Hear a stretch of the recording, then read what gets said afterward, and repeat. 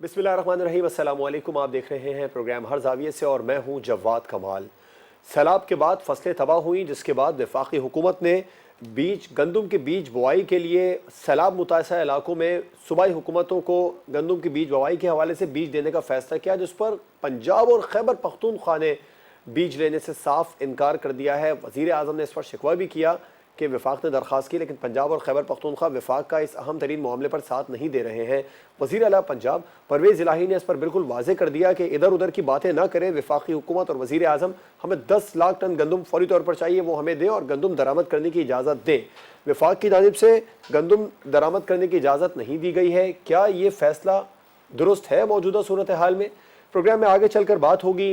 आज एक बार फिर से सरगोदा यूनिवर्सिटी में तहरीक इंसाफ के चेयरमैन इमरान खान ने खिताब किया, जिसके बाद गवर्नर पंजाब बलीगुर रहमान ने तालीमी इदारों में सियासी खिताबात पर पाबंदी लगा दी है और बिल्कुल वाज़े तौर पर यह कह दिया कि तालीमी इदारे सिर्फ तालीमी सरगर्मियों के लिए हैं। क्या गवर्नर पंजाब ने गलत इक़दाम उठाया?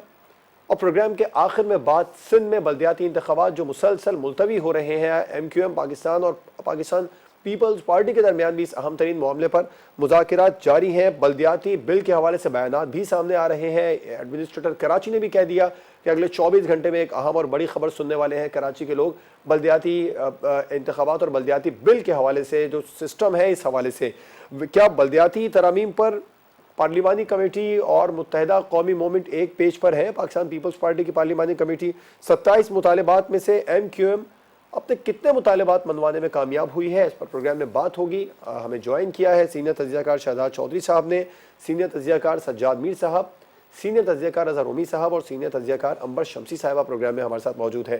वफाकी हुकूमत का गंदम दरामद करने की इजाज़त न देने का फैसला दुरुस्त है? दुरुस्त तो गलत की बात नहीं है, ये एक सियासी झगड़ा है। एक ज़माना था कि सिंध की हुकूमत जो थी वो कहा करती थी वफाक हमें गंदम नहीं दे रहा, और वफाक कहता कि सिंध के पास गंदम है, वो अपनी गंदम रिलीज नहीं कर रहा, लेके बैठा हुआ है।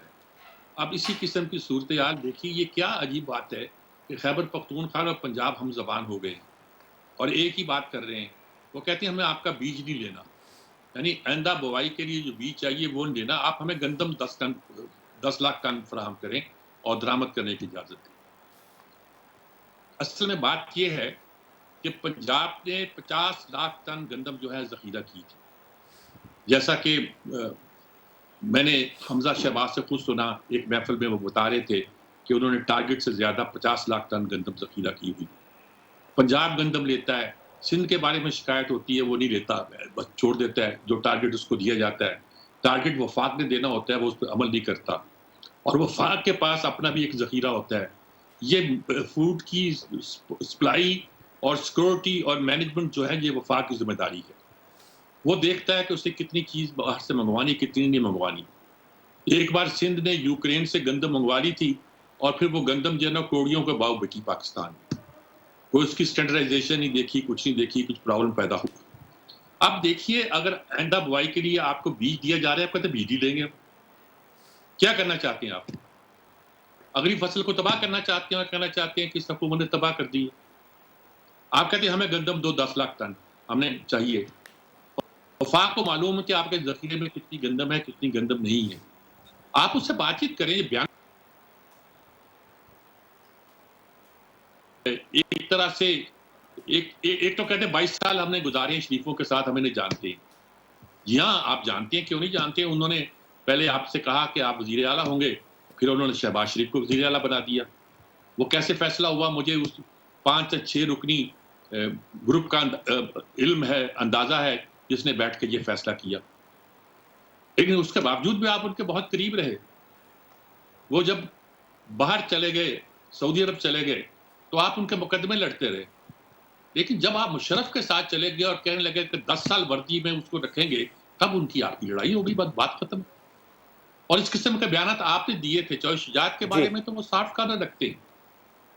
वैसे उनकी वालदा के इंतकाल पर वो वहां आए भी, और चौधरी शुजात से जब पूछा गया कि कब तक जहां आप गुजरात रवाना होंगे, उन्होंने कहा अगर वो आ रहे हैं तो उनको कह दो जब तक वो नहीं आएंगे मैं यहां से मैयत लेके नहीं जाऊंगा। इस तरह के ताल्लुकात हैं खानदानों में। उसकी फीसें अदा उन्होंने की हैं वकीलों की। अब इनकी चौधरी शुजात से नहीं बनती, उनसे क्या बनेगी? لیکن قوم کو صوبے کو مصیبت میں نہ ڈالے نا خام کا. ٹھیک ہے. اگر ان کے پاس گندم ہے تو ریلیز کریں, اگر سچ مچ کم ہے تو وفاق کو دینی چاہیے. اچھا, ان کا یہ کہنا کہ ہمیں باہر سے منگوانے دیں وہ ذرا اوور ہو جاتا ہے. صوبوں کو سب چیزوں کی اجازت دے کر جو آپ کے پاس زر مبادلہ کے ایک مخصوص ذرائع ہیں اس کے حوالے سے آپ, یہ وفاق کا کام ہے کہ گندم اتری جو باہر سے منگوائے اور دے. ٹھیک ہے. ہوتا یہ ہے کہ پرویز الہی نے اپنے زمانے میں خیبر پختونخوا میں گندم جانے پر پابندی لگا دی تھی. کیوں لگائی تھی؟ اسی لگائی تھی کہ خیبر پختونخوا میں گندم جاتی تھی, ان کی فیکٹریاں چلتی تھی, فلور ان کی یہ آٹا ملیں چلتی تھی, پنجاب کی ملیں بند تھی, وہ چلتی تھی اور وہاں سے پسائی ہو کر گندم افغانستان چلی جاتی تھی اور ملک میں بحران کی صورتحال پیدا ہو جاتی تھی. ٹھیک ہے, بالکل ٹھیک ہے. تو چنانچہ میرے خیال میں یہ ساری ایک سیاسی بحث ہے, ایک سیاسی اللہ تللے جو یہ لوگ کر رہے ہیں اور پوری قوم کو جو ہے ایک مشکل میں مصیبت میں ڈالا ہوا. شہزاد چودھری صاحب, درست فیصلہ کیا وفاقی حکومت نے گندم درآمد نہ کرنے کا فیصلہ پنجاب اور خیبر پختونخوا کو؟ اچھا, اس کا مسئلہ جو میری سمجھ میں آتا ہے وہ یہ ہے کہ پاکستان سے گندم بہت زیادہ اسمگل ہوتی ہے. پاکستان نہ صرف اپنے لوگوں کے لیے گندم پرووائڈ کرتا ہے بلکہ افغانستان بھی تقریباً یہاں سے آٹا اور گندم دونوں چیزیں ہی یہاں سے اسمگل ہوتی ہیں اور بہتر اسمگل ہوتی ہیں, خاص طور پہ بلوچستان کے ذریعے.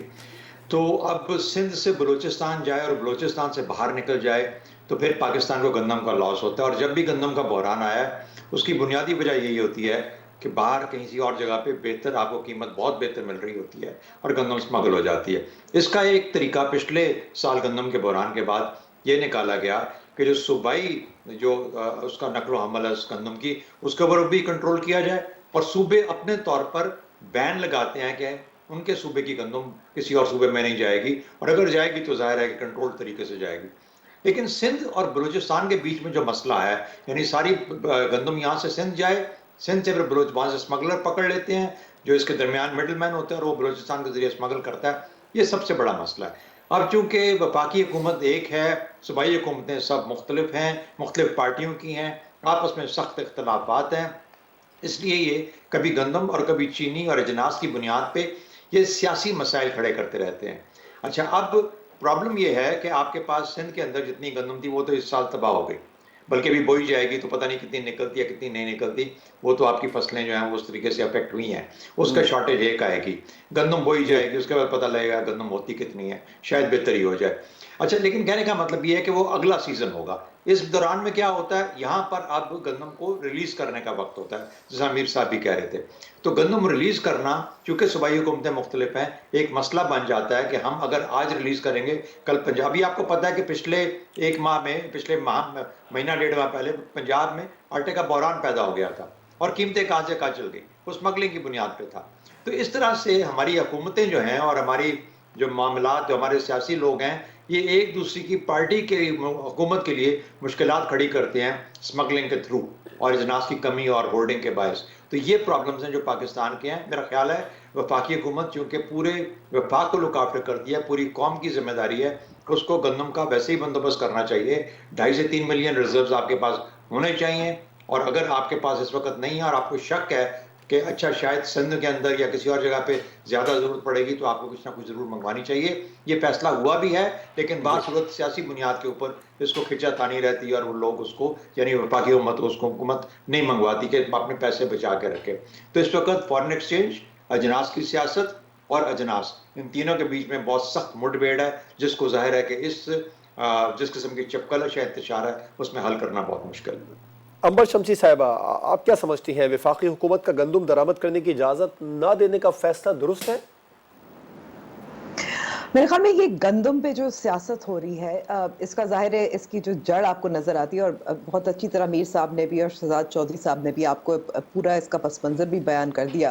لیکن ہمیں یہ یاد رکھنے کی ضرورت ہے کہ پاکستان جہاں ایکسپورٹر ہوا کرتا تھا اب امپورٹر بن چکا ہے, اس لیے کیونکہ سال در سال ہم نے دیکھا ہے کہ جس طرح سے چاہے اسمگلنگ ہو, ہورڈنگ ہو, اور اس سے ظاہر ہے پیسے کماتے ہیں جو اہلکار ہوتے ہیں, جو ویٹ پروڈیوس प्रोड्यूसर्स होते हैं اس کی وجہ سے پاکستان اب امپورٹ کرنا مجبوری بن گیا ہے. تو ایک تو ظاہر ہے کہ انٹرنل ڈومیسٹک جو بزنس ہے ٹریڈ ہے اور جو ظاہر کرمنالٹی ہے وہ بھی انوالوڈ ہے. اس کے علاوہ ہم یہ بھی دیکھ رہے ہیں کہ ایک ظاہر انٹرنیشنل سچویشن بھی ہے. ہم جہاں گندم امپورٹ کرتے تھے یوکرین سے وہ ہمیں معلوم ہے کیونکہ یوکرین اور روس کی جنگ کی وجہ سے یوکرین اب ظاہر مشکل ہو گیا وہاں سے کرنا. مجھے سوری معذرت کری کیونکہ مجھے ایکو بھی آ رہی ہے اس لیے شاید میں تھوڑا سا رک جاتی ہوں. جی بٹ میں یہ بھی ایڈ کرنا چاہوں گی کہ پاکستان نے یہ بھی کوشش کی تھی کہ روس کے ساتھ روس سے بھی امپورٹ کیا جائے لیکن وہاں ظاہر مسئلہ یہ بنتا ہے کہ آپ کا کرنسی کس کرنسی میں آپ ٹریڈ کریں گے, آپ امپورٹ کریں گے, آپ پیمنٹ کریں گے, اس پہ ابھی تک بات چیت چل رہی ہے. تو اس سے قبل اگر ہم دیکھیں کہ یہ جو ویٹ جو بحران تھا, گندم کا بحران تھا, پھر انکوائری رپورٹ تھی اور سارا کچھ بنا تھا, یہی ظاہر ہوا تھا کہ صرف پروکیورمنٹ وقت پہ نہیں ہوئی تھی لیکن جو پرائیویٹ سیکٹر جب امپورٹ کرتا ہے تو وہ پیسے بنانے کے چکر میں ہوتا ہے. تو آپ کو ظاہر یقینی بنانا ہے پاکستان میں فوڈ سیکیورٹی جس کی پھر ذمہ داری بنتی ہے وفاقی حکومت اور ایک وزارت بھی ہے. لیکن مسئلہ یہ بھی آتا ہے کہ جو یہ ڈومیسٹک پالیٹکس ہے جس میں ہم دیکھتے ہیں کہ اگر سندھ اور بلوچستان مان گئے ہیں, خیبر پختونخوا اور پنجاب اگر نہیں مان رہے تو وہ ظاہر ہے سیاست کی وجہ سے, اور وہ نقصان کس کو ہوگا؟ نقصان ان کے اپنے شہریوں کو ہوگا کہ آگے وہ مل کر وفاق کے ساتھ فوڈ سیکیورٹی پہ اور یقینی بنانے کے لیے وہ کام نہیں کرنا چاہ رہے. بالکل ٹھیک ہے. اب ہم بریک پر جائیں گے اور بریک کے بعد ہم بات کریں گے پنجاب کے تعلیمی اداروں میں سیاسی رہنماؤں کے خطاب پر گورنر پنجاب نے پابندی لگا دی, کیا درست کیا؟ بریک کے بعد اس پر بات ہوگی.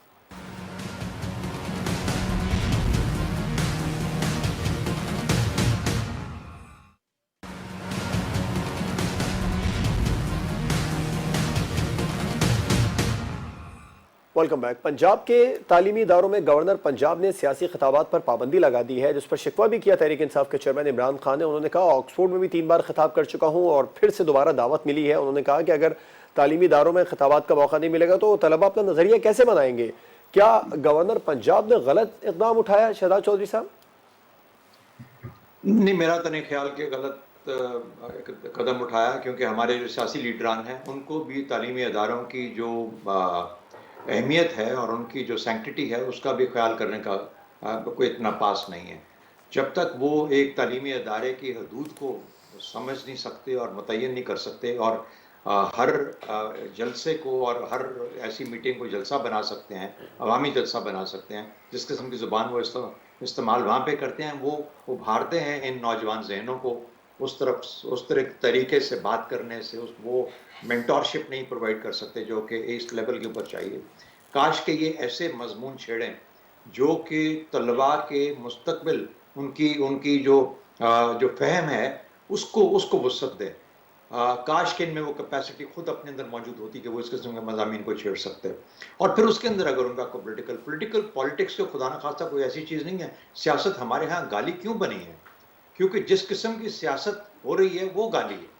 جس قسم کی زبان سیاست میں استعمال ہوتی ہے وہ گالی کی زبان ہے. ورنہ سیاست تو معاشرت کے معاملات ہیں, سیاست کا تو اکانومی کے ساتھ تعلق ہے, معاشرت. تو یہ تخلیقی سوچ جب تک ہمارے لیڈران میں نہیں آ سکتی, اور نہیں ہے ہی نہیں, ایگزسٹ ہی نہیں کرتی. آپ نے پولیٹیکل سائنس کیا ہو, آپ نے جو مرضی اکنامکس کیا ہو, لیکن آپ جب گرتے ہیں تو اس لیول پہ ہی گرتے ہیں جہاں پر آپ کو زبان اور محاورہ استعمال کرنا پڑتا ہے. تو میری نظر میں تو یہ سوائے خراب کرنے کے, اکسانے کے, ان کو انتشار پہ تیار کرانے پہ, اپنے یوتھ بریگیڈ بنانے پہ, میرا خیال ہے اس کے علاوہ اور کوئی معاملہ نہیں ہے. جب تک یہ خود اپنے عمل کو اور اپنی زبان کو سیدھا نہیں کر سکتے اور اپنی عقل اور فہم کو اس لیول پہ نہیں لے جا سکتے کہ جہاں پر یہ جسے کہتے ہیں کرٹیکل تھنکنگ ڈیولپ کروائیں. کرٹیکل تھنکنگ کی بات تو ہم کرتے ہیں لیکن اس کو سکھانے کا طریقہ, اس کو کس طریقے سے ڈیولپ کرنا ہے وہ نہیں دے پاتے. اس وقت تک ان کا وہاں پہ جانا صرف بند نہیں ہونا چاہیے, بین کر دینا چاہیے مکمل طور پر. بالکل ٹھیک ہے, شہزاد چودھری صاحب کا پوائنٹ ہے. انبر شمسی صاحب آپ کیا سمجھتی ہیں, انہوں نے غلط اقدام اٹھایا گورنر پنجاب نے؟ اب میں تو ویسے اس قدم کو غلط سمجھتی ہوں کیونکہ یونیورسٹیز میں واقعی ایک سیاسی بحث, ڈبیٹ, سیاسی میں کہوں گی کہ سیاسی آگاہی بہت ضروری ہوتی ہے اور یہیں سے شروع ہونا چاہیے، بلکہ اس سے کم عمری میں شروع ہونا چاہیے. لیکن ظاہر ہے اس پابندی کی وجہ عمران خان صاحب کا مسلسل یونیورسٹیوں میں جو دورے ہیں اور وہ کیا کچھ کہہ جاتے ہیں وہ ہے. تو اسی لیے لگتا ہے کہ جیسے ان کو ہدف بنایا جاتا ہے، اور اس میں کوئی کچھ حد تک سچائی بھی ہے. اگر سرگودا یونیورسٹی میں عمران خان صاحب شہباز شریف کا کلپ چلا رہے ہیں تو ظاہر ہے گورنر جن کا تعلق پاکستان مسلم لیگ نواز سے ہے تو وہ تو اکتائیں گے. مسئلہ بین پہ پابندی پر بھی ہے اور مسئلہ یونیورسٹیز کا بھی ہے کہ یونیورسٹیز اگر ہر قسم کے سیاسی لیڈرز کو دعوت دیں اور وہ ڈبیٹ انکریج کریں تو پھر میرے خیال میں بات بنتی بھی ہے. لیکن اگر آپ صرف ایک ہی قسم کے یا یہ ایک ہی تو کہا سیاسی نا لیڈر عمر کو صاحب، بلا یہ تو رہے ہیں عمران خان صاحب نے اور بھی ڈبیٹ کہا، انکریج نہیں کر رہے تو میرے خیال میں پھر مسئلہ ہے. یہ تو عمران خان تو صاحب پھر نے بھی کہا پابندی کہ میں پیش چاہتا ہوں ہے. بلاول بھی یہاں آئے، باقی دیگر لیڈرز بھی آئیں یہاں پر. تو یہ تو پھر یہ ذمہ داری تو پھر یونیورسٹی پہ بنتی ہے نا کہ وہ کیوں نہیں بلاتے، وہ کیوں نہیں دعوت دیتے، یا ان لیڈرز پہ ہے وہ کیوں نہیں جاتے. اب مجھے نہیں معلوم کہ اگر بلاول بھٹو زرداری کو سرگودا یونیورسٹی کی طرف سے دعوت دی گئی ہو یا انہوں نے منع کیا ہو، مگر میں کہوں گی کہ بہت ضروری ہوتا ہے کہ سیاسی لیڈرز یونیورسٹیز بھی جائیں، ڈبیٹ ہو. لیکن یہ یونیورسٹیز کی ذمہ داری ہوتی ہے کہ وہ بیلنس کریں. تمام سیاسی نظریات کی نمائندگی کروائیں اور وہ اس کو ایک ٹھیک ہے. ڈائیورسٹی جو ہے پاکستان میں آف تھاٹ اینڈ اسپیچ اس کو ریفلیکٹ ہونا چاہیے تاکہ جو طلبہ ہے وہ they can make up their own minds. میرے خیال میں کہ ہم کبھی کبھی اسٹوڈنٹس کی انٹیلیجنس میچورٹی کو بہت انڈر جی ایسٹیمیٹ بھی کرتے ہیں، اور یہ وقت ہوتا ہے اور یہی یونیورسٹیز کا کام ہوتا ہے ٹھیک اور ہے. یہ ان کی ذمہ داری ہے. سجاد میر صاحب، تعلیمی اداروں میں گورنر پنجاب نے سیاسی خطابت پر پابندی لگا دی ہے، غلط اقدام اٹھایا؟ لیکن اس کی ایک پوری تاریخ ہے اور میں شہزاد چوہدری صاحب سے اتفاق کرتا ہوں اس وقت کہ انہوں نے ٹھیک کیا ہے. اصل چیز سیاستدانوں کو وہاں جانے کی اجازت دینا نہیں ہے، اصل چیز یونین کو بحال کرنا ہے جو ایک عرصے سے بند کی ہوئی ہے. آکسفورڈ میں طلبہ یونین ہی سارے کام کرتی ہے. یہاں وی سی کے درمیان مقابلہ جاری ہے کہ ہم کیا حاصل کریں گے. یہ جو وی سی ہیں جی سی یونیورسٹی کے سب سے پہلے جہاں عمران نے خطاب کیا، خفیہ چپ کے یہاں کام ہو رہا تھا، رجسٹرار کر دو، یہ لندن بیٹھے ہوئے تھے، آئے پریزائڈ کیا، ایک تقریر کی، اس میں کچھ فرمایا، اور اب ان کی سمری گئی ہوئی ہے کہ انہیں پنجاب یونیورسٹی کا بھی نگران وائس چانسلر لگا دیا جائے. اور اس وقت صورتحال یہ ہے کہ پنجاب یونیورسٹی کے وائس چانسلر کی مدت ملازمت ختم ہو گئی ہے اور نہ وہاں پرو وائس چانسلر نہ کوئی اور ہے، اور ان کی ابھی منظوری نہیں ہوئی. تو اس چکر میں آپ یونیورسٹیوں کو تباہ کر رہے ہیں. جب بھٹو صاحب آئے تھے تو مجھے یاد ہے کہ وہ بڑے سمجھدار تھے، انہوں نے پنجاب یونیورسٹی کی طاقت کو جانتے تھے. انہوں نے اس کے صدر اور سیکرٹری کو دعوت دی ملنے کی، جو جوید ہاشمی سیکرٹری تھے اور حفیظ خان صدر تھے، اور بار بار کہتے رہے ہمیں بلاؤ. مجھے یار بلاؤ نہ، بلاتے کیوں نہیں، تقریر کراؤ میری. وہ کہتے جب چانسلر میٹرک فیل چانسلر کو آپ لے کر آئیں گے تو ہم آپ کو کیا بلائیں. میٹرک فیل چانسلر سے مراد مصطفیٰ کر جو تھے گورنر پنجاب تھے، اور گورنر پنجاب چانسلر ہوا کرتا ہے. اب وائس چانسلروں میں دوڑ لگی ہوئی ہے کہ یہ اس وائس چانسلر صاحب نے جو جی سی یونیورسٹی کے تھے، ایک طرف عمران خان کو دعوت دی، دوسری طرف شہباز شریف کو ایز وزیر اعظم خط بھیج دیا کہ آپ ہماری کانوکیشن میں آئیں. تو یہ ایک عجیب و غریب کمیٹی ہے جو چنتی ہے وائس وہ بیٹھی ہوئی ہے، کوئی چن نہیں رہی. وائس چانسلر لگانے کا مسئلہ اتنا سیاسی بن گیا اس وقت کہ ہمارے تعلیمی ادارے جو ہے نا وہ تباہ ہو رہے ہیں. آپ نے یونین یہ کہہ کے بیان کی تھی کہ یونیورسٹیوں میں سیاست زیادہ ہو جاتی ہے، سیاسی پارٹیوں کا اثر نفوذ ہو جاتا ہے، جس کے نتیجے کے طور پر وہاں تعلیم کا حرج ہوتا ہے. تو آپ دیکھیے، آپ آکسفورڈ میں خطاب کرتے رہے ہیں، بڑی خوشی کی بات ہے. آکسفورڈ میں جا کے یہ تقریر کریں نا، سب کو چوٹ ڈاکو چکے لفظ کچھ کہہ کے دیکھیں صحیح، اس طرح کی ساری زبان استعمال کرتے ہوئے. آکسفورڈ کی زبان بولے نا، آکسفورڈ کی زبان تو یہ نہیں ہے.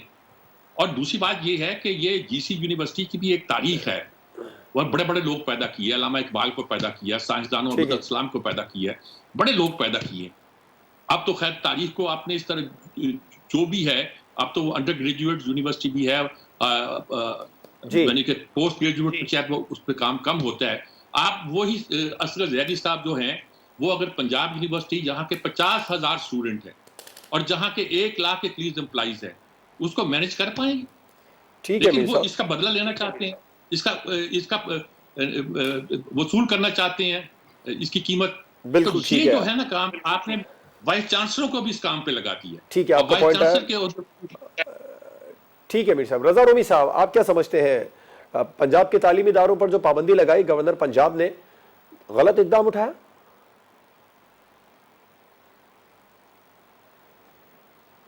रज़ा रोमी साहब तक हमारी आवाज़ नहीं पहुंच पा रही, ब्रेक पर जाएंगे। ब्रेक के बाद हम बात करेंगे सिंध के बल्दियाती बिल के हवाले से क्या कोई बड़ा ब्रेक थ्रू इस पर होने वाला है। ब्रेक के बाद इस पर बात होगी।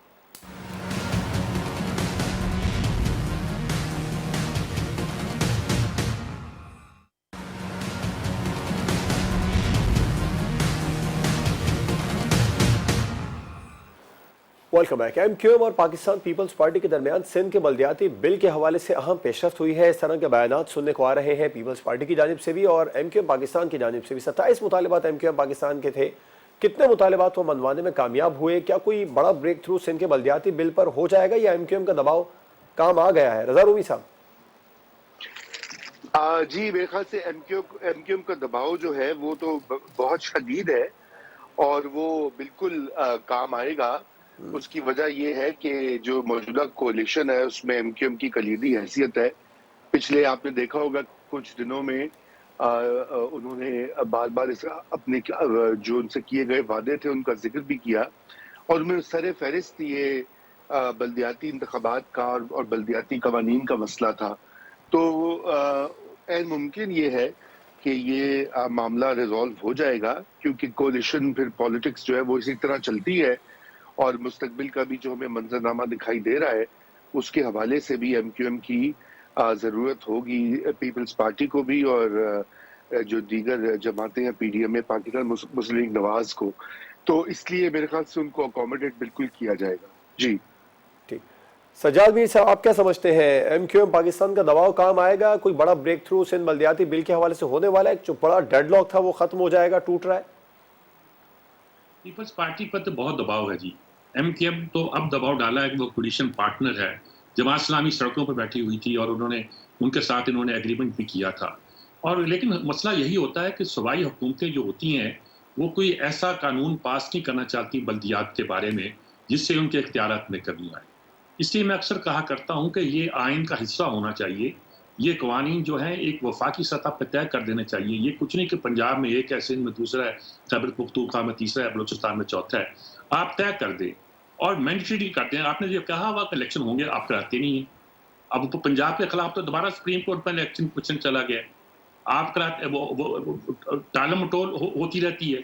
उसकी बजाय अगर ये तय हो कि जो ही जिस तरह टेन्योर खत्म होता है, जिस तरह उसके बाद सूबाई हुकूमत के इलेक्शन या कौमी वफाकी हुकूमत के इलेक्शन होती है 90 दिन के अंदर, ये भी 90 दिन के अंदर इलेक्शन होंगे, मैंडेटरी कर दिया जाए।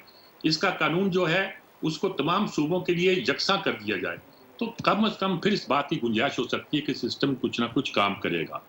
मुशर्रफ के ज़माने में जब ऐसा किया गया था तो सूबे कहते थे कि हमें बाईपास किया गया है और वफाक सीधा बल्दियाती इदारों को यकनाइज करता है। उनमें कुछ वजन था, यकीनन था।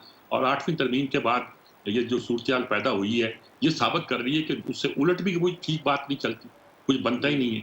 लेकिन चूंकि अब एमक्यूएम जो है वो एक इलेक्शन हार गई है और उस कॉन्स्टिट्यूंसी में हारी जिसमें वो जीती हुई थी। अगरचे मैंने अर्ज किया था कि ये वो कॉन्स्टिट्यूंसी थी, ये वो इलाका था जो एक जमाने के लिए एमक्यूएम के लिए नो गो एरिया था। नो गो एरिया जब कहते थे तो वो यही इलाका था क्योंकि जहाँ महाजर कौमी मूवमेंट की, दूसरी एमक्यूएम की, आफाकी एमक्यूएम की, उनका राज था। उनका व्हाइट हाउस बिल्कुल सड़क के साथ बना हुआ था और वो इस पर छाए हुए थे। तो ये एक कराची की पॉलिटिक्स की बारीकियां है। लेकिन एमक्यूएम समझती है कि वो बिखर जाएगी, टूट जाएगी। अगर ये ना हुआ तो बकौल उनके तो फिर हमारा हुकूमत में कोलिशन में रहने का फायदा किया है। तो लगता है कोई ना कोई अंडरस्टैंडिंग हो जाएगी, कराने वाले भी करा देंगे और कुछ ना कुछ मना लेंगे। लेकिन इलेक्शन कब होते हैं, कैसे होते हैं, क्यों कर होते हैं, ये एक अलग सवाल है। राइट। सज्जाद मीर साहब भी समझते हैं सिंध के बल्दियाती बिल पर कोई बड़ा ब्रेक थ्रू आने वाला है? एडमिनिस्ट्रेटर कराची ने भी इस बात का इशारा दिया, अगले 24 घंटे में कराची वाले अच्छी खबर सुनेंगे। एमक्यूएम का दबाव काम आया? मुझसे पूछ रहे हैं? जी जी शहजाद चौधरी साहब। अच्छा जी हाँ। नहीं, मैं कहता हूँ कि पाकिस्तान की जो सियासत है ना आजकल की, चाहे वो सिंध की है, चाहे बल्दियात की है, चाहे कराची की है, चाहे एमक्यूएम की है या वफाक की है या किसी और सूबे की है, ये डांग टपाव सियासत है। बुनियादी तौर पर ये जो सियासत हमारी चल रही है तो हम किस तरह तवक्को करें जहाँ ना वफाक सही सियासत हो रही है, ना सूबों में हुकूमतों ने अपना अपना कंट्रोल संभाला है। मुझे बताइए परवेज़ इलाही कितना अश्योर्ड चीफ मिनिस्टर है इस वक्त? उसको कोई पता नहीं कब एक दो साथी इधर उधर हो जाएं اور اس کی حکومت گر جائے. باہر عمران خان آپ کے سر پہ دھاڑ رہا ہے پورے ملک کے اندر اور آپ کو سمجھ نہیں آ رہی کہ اچھا اس کا مقابلہ کیسے کیا جائے. تو کیا ہے کہ اب آپ پراکسیز کے ساتھ لے کے بیٹھے ہیں اور کہہ رہے ہیں کہ کسی طریقے سے بس اب یہ ایک آئین بھی ہے, ایک طریقہ بھی ہے, روایت ہے 5 سال پورے کرنے ہیں. لیزر ٹرسٹ 5 سال پورے کیوں نہیں کرتی؟ کیا وجہ ہے کہ وہ 45 دن کے بعد کہتی ہے کہ میں وزیر اعظم نہیں رہوں گی؟ کیونکہ اس کو پتا ہے کہ people have lost faith in me. ہمارے ہاں یہ فیتھ کا تعلق ہمارے ہاں ایگزسٹ ہی نہیں کرتا. تو ایم کیو ایم اور بلدیات اور کراچی اور صوبائیت یہ سب کا سب وہ کیوں کوئی ایسا کام کریں, کوئی انیشیٹو لینے کے لیے تیار نہیں ہے, کچھ سیاسی لیول پہ بھی کرنے کے لیے تیار نہیں ہے سوائے ڈنگ ٹپانے کے. تو چاہے وہ باتیں کرتے رہیں, اعلانات کرتے رہیں, اور بات اگر مرتضیٰ وہاب تک ہی آ گئی ہے تو آپ اندازہ لگا لیں کہ پھر اس مکالمے کی اور اس نوعیت کی بات کہاں تک جائے گی. میں نہیں کہتا کہ وہ امپورٹنٹ آدمی نہیں ہے, اچھا سمجھدار ہمارے وہ سیاستدان ہیں, لیکن باسود ایک ایڈمنسٹریٹر کراچی اور ایم کیو ایم کا تعلق آپس میں جوڑنا اور پھر اس سے ہمیں ایک بلدیات اور ایک صوبے کی, اتنے بڑے صوبے کی سیاست کا تعین کرنا میرے خیال میں عجیب سی بات لگتی ہے. میرا خیال ہے کہ جو حقیقت ہے, جو زمینی حقیقت ہے, وہ ہم سب کو نظر آ رہی ہے, لیکن ہم سب آنکھیں موند کے بیٹھے ہوئے ہیں اور خام خواہ کے جواز تلاش کر رہے ہیں کہ کسی طریقے سے بلدیات اور یہ اور وہ صوبے ان کا کام الیکشنز کروائیں. یہ 1 مہینے 2 مہینے کی بات ہے, جن کو پتا ہے کہ سر پہ الیکشن کھڑا ہے وہ کوئی اور بلدیاتی ہو یا کوئی اور انتخاب کیوں کروائیں گے. امبر شمسی صاحبہ, آپ کیا سمجھتی ہیں, سندھ کے بلدیاتی بل پر بڑا بریک تھرو ہو جائے گا؟ ایم کیو ایم جو مسلسل دباؤ ڈال رہی تھی وہ کام آئے گا؟ دیکھیے ایم کیو ایم کا دباؤ تو ہمیں صاف اس لیے نظر آ رہا ہے کیونکہ وہ کس طرح سے میڈیا پہ اپنا مقدمہ پیش کیے جا رہے ہیں, بار بار کیے جا رہے ہیں. اور ہم نے جب پاکستان تحریک انصاف کے ساتھ بھی اتحاد تھا, جب بھی بے چینی محسوس ہوتی ایم کیو ایم تھی, تب بھی انہوں نے معاہدہ کیا تھا, تب بھی وہ سامنے آتے تھے, پریس کانفرنسز کرتے تھے, انٹرویوز دیتے تھے. ایم کیو ایم کے بہت زیادہ مسائل ہیں. اگر آپ فاروق ستار صاحب کا جو انٹرویو تھا وہ بھی سنیں اور ساتھ ساتھ آپ دیکھیں کہ کس طرح سے ایم کیو ایم کی شکست بھی ہوئی ہے. ایم کیو ایم کی اس وقت طاقت صرف وہی ہے کہ جو ایک کمزور ترین اتحادی حکومت اس وقت وفاق میں ہے, جس میں ایم کیو ایم کا 7 سیٹیں موجود ہیں. میں کہوں گی کہ ان کی طاقت, ان کی سیاست جو ہے وہ ایک دھاگے پر لٹکی ہوئی ہے. اور ایم کیو ایم کی بھی مجبوری ہے اور بہت ضرورت ہے کہ وہ کراچی کی سیاست میں دوبارہ سے متحرک ہو جائیں اور کچھ ایک کامیابی اپنے ووٹر سپورٹر کو ظاہر کریں. دوسری طرف آپ دیکھیں کہ جو ایم کیو ایم لندن ہے وہ بھی بار بار بوائکاٹ کی کال دیتے رہتے ہیں. پھر ایم کیو ایم کے پاکستان کراچی میں جو ایم کیو ایم موجود ہے وہاں بھی بہت زیادہ آپ دیکھیں ڈویژنز بھی ہیں, جس کی وجہ سے ان کا ووٹ بینک بھی متاثر ہوتا ہے. تو ایم کیو ایم کی سروائیول یا بقا جو ہے وہ ظاہر ہے کچھ کامیابی پہ ہے. بلدیاتی انتخابات اور پھر ڈیلیمیٹیشن نیکسٹ اسٹیپ تو ان کا وہ ہوگا. تو میں سمجھتی ہوں کہ اس وقت کراچی اس میں پاکستان پیپلز پارٹی کی مجبوری صرف یہ ہے کہ ان کی وہ جو دھاگے کے برابر جو ایم پی ایم کی طاقت ہے وفاق میں اتحادی حکومتی کو ان کو ماننا پڑے گا. ضامن آپ کو یاد ہوں گے شہباز شریف صاحب اور شہباز شریف صاحب کی ملاقات بھی ہوئی, کچھ انہوں نے گارنٹیز بھی دی. لیکن اگر ہم جو ریزلٹس دیتے ہیں بائی الیکشنز میں, جہاں پیپلز پارٹی نظر آئی ہے کراچی میں بھی جیتی ہے, تو ایک طرح سے الیکٹورل پالیٹکس میں اور کراچی میں M Q M Pakistan Peoples Party کچھ ایڈوانٹیج ایم کیو ایم کے اوپر نظر آ رہا ہے. لیکن صرف کیونکہ وفاق میں ایک مجبوری بن چکی ہے تو ظاہر ہے بریک تھرو آپ کو نظر بھی آئے گا. بات میں یہ آئی تھنک امپورٹنٹ بھی ہے کہ جو سپریم کورٹ کا آرڈر تھا بل کا, وہ بہت اچھا بل ہے اور اس پہ اگر عمل درآمد ہو تو میرے خیال میں کہ یہ کراچی کے لیے, کراچی کے شہریوں کے لیے اچھا ہوگا. اس کی سیاست اس پہ آگے کس طرح سے فائدہ ہوگا پیپلز پارٹی کو یا ایم کیو ایم کو, ظاہر ہے وہ آگے دیکھنے کی بات ہے. آخر کرا دیں یہ الیکشن, بہت تاخیر ہو چکی ہے اور بار بار بالکل ٹھیک ہے. امبر شمسی صاحبہ, رضا رومی صاحب, سجاد میر صاحب, شہزاد چودھری صاحب پروگرام میں ہمارے ساتھ موجود تھے. تمام مہمانوں کا بہت شکریہ. پروگرام آپ نے دیکھا ناظرین, اجازت دیجیے, اللہ حافظ.